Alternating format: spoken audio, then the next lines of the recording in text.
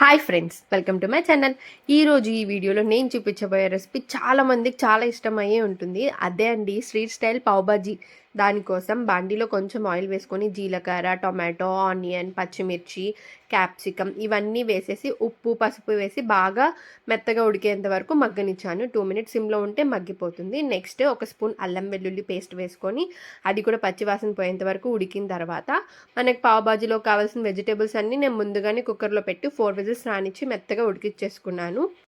Cauliflower, green peas, beans, అలాగే potato, carrot ఇవన్నీ కూడా ఉడికిచ్చేసుకున్నాను కదా, అవి కూడా యాడ్ చేసుకొని ఉప్పు, కారం వేసుకొని బాగా మెత్తగా మ్యాష్ చేసేసుకోవాలి ఇలాగా. తర్వాత కొంచెం ఒక గ్లాస్ వాటర్ వేసుకొని కొంచెం ఫుడ్ కలర్ వేసుకుంటే కలర్ఫుల్గా ఉంటుంది చూడడానికి.